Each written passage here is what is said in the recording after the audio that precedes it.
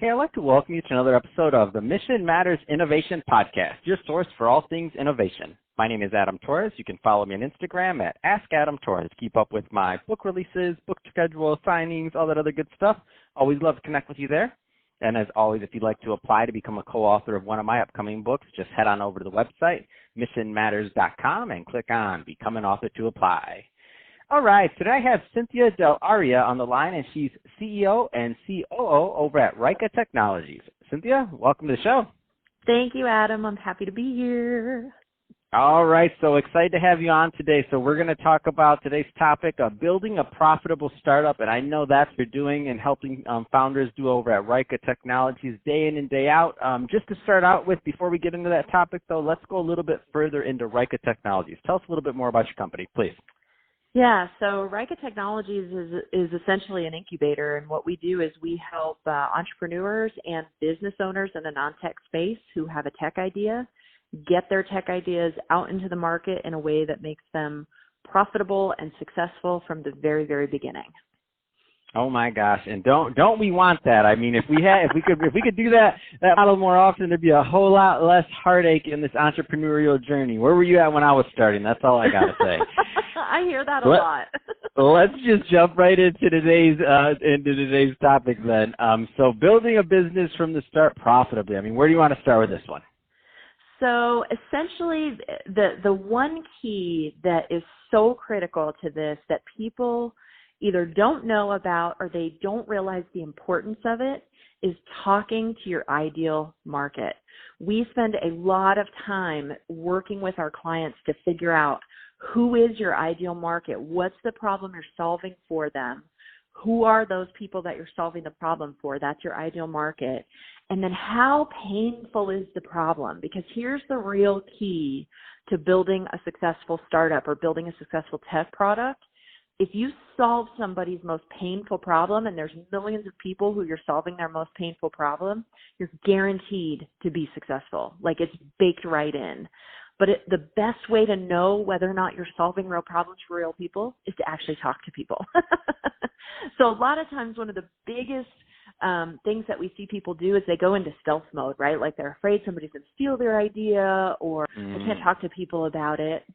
That is absolutely the opposite of what you want to be doing, because talking to people is how you get real information to understand, is there a market here or not? Crunchbase did a study in 2018. They did a postmortem study of I believe it was 1,000 startups that failed in 2018. And what they found is 42% of those companies failed because they didn't have product market fit. They weren't building something people want. So it didn't matter how great the tech was, or it didn't matter how cool the UI was, or it didn't matter how innovative it was. It wasn't solving a problem where people had a need. So I am trying to prevent that statistic because it is absolutely preventable, and sometimes it's as preventable as just pivoting the idea 1 degree this way, and you go from no market at all to millions of people that you can help and serve and make an impact with. Man, that's huge. And it's interesting because you're right. Now, as you were saying that, I look back at our business and I'm like, yeah, we didn't do that. We didn't do that. And we probably suffered, and we probably took 2 years to figure out something that could have been done maybe in a couple of months in the beginning. Had we true. like that's 2 years of burn that we didn't have to necessarily do, that we could have figured it out probably in a good month of looking at the market and doing some other things in the beginning. Yeah, totally. So now that we have part of the secret sauce, and we're not going to have time to get into all of it, but now that we have part of it, I want to go a little bit further down that line, because there's some people listening right now that are kind of having that like hit themselves in the forehead moment, just like I just did as you were talking, but I muted it so you couldn't hear. So what's that like? I'm a low-hanging fruit guy. Anybody that's listened to the podcast for a long time knows I am the lowest low-hanging fruit. If I can do it today, I want to do it, and I can't really think too much further past that. My team can, I can't.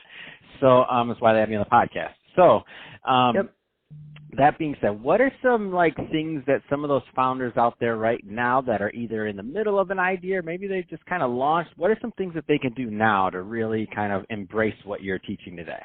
Yep, totally. So if you're a brand new founder and you don't have a product and you don't have live customers yet, start figuring out, if you haven't identified your user personas, you should do it today. That means give them a name, create a profile. What's their average age? What's their average income? Like the demographic stuff. But then also dig into what are their personality traits? What are their habits? Where are they hanging out? What are their interests?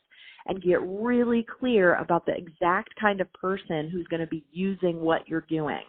So for a new founder, the thing you can do that today is create your user personas and really get into the mind of the people who are going to be using your product.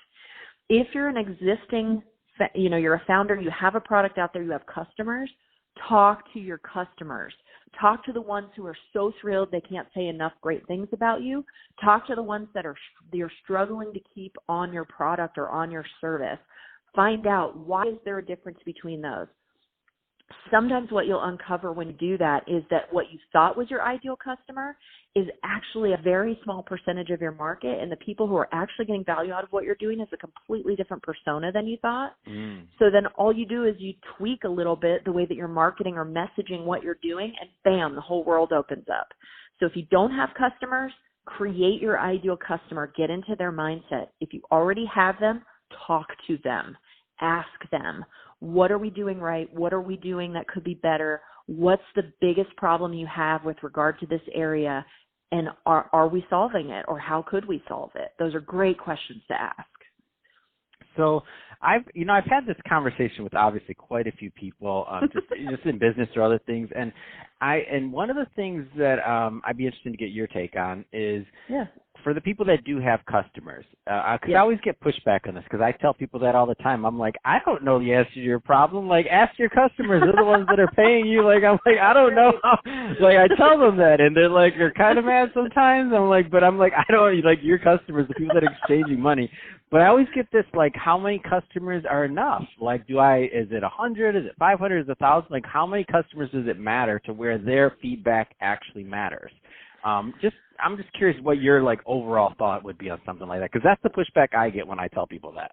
Yeah, totally. So in the case of somebody, again, who doesn't have current customers, if you don't have at least 30 to 50 qualified conversations with people who actually match one of your end user personas, you haven't done enough. Because in the first 10 to 15 to 20 even, you're probably more likely to be talking to people you know. They probably have more background than they really should have in that conversation. And you haven't gotten comfortable in talking with them and listening to what they're saying to be effective, to know what trends are really coming out of the conversations you're having. So I always tell people, if you're not having at least 30 to 50, you're probably not doing enough.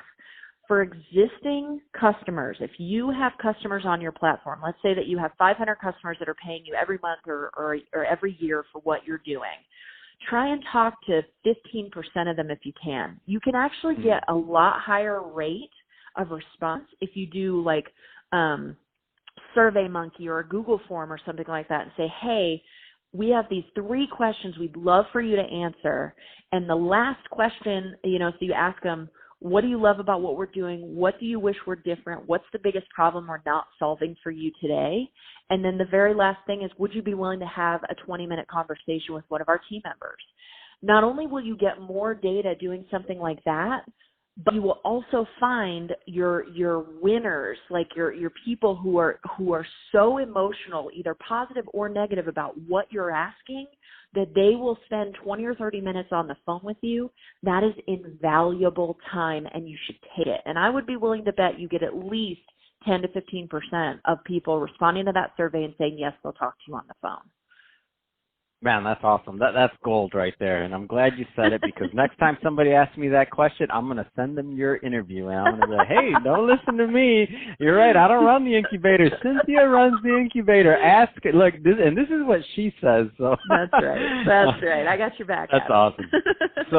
So that being said, we're about out of time for this episode. One thing I do want to bring up, though, before I let you go, is you're launching speaking of new startups, you have a fintech platform coming out, focusing on payments. Tell us a little bit more about that. Yeah, so we are fixing an issue in the banking industry around high-risk industries. where banks don't want to take deposits and provide banking services for industries like hemp and firearms because of all the regulations, not only at a federal level, but then at the individual state levels. And it's very expensive for banks to solve that problem to be able to bank those clients. And so we're developing a platform that gives them the tools to do that quickly in an automated fashion and to reduce the number of false positives where people's money is held for 30 to 60 days for no reason at all. Man, this is exciting, and I'll tell you what, Cynthia, like I said, we don't have time for this one, but we're going to do a full episode on that once you get further along the line. I think you said this is possibly launching maybe Q1, Q2 of next year, correct? Yep, that's what we're looking at, yep. COVID, unfortunately, set our fundraising back a little bit, as I'm sure other founders have been experiencing as well. Well, we can't plan for that one, so all That's good right. there. Well, Cynthia, if they're listening to this and they want more information on Raika Technologies, Raika Technologies, what's the best way for them to get it? The best place to start is our website, which is raikatech.com. That's RAIKATECH.com.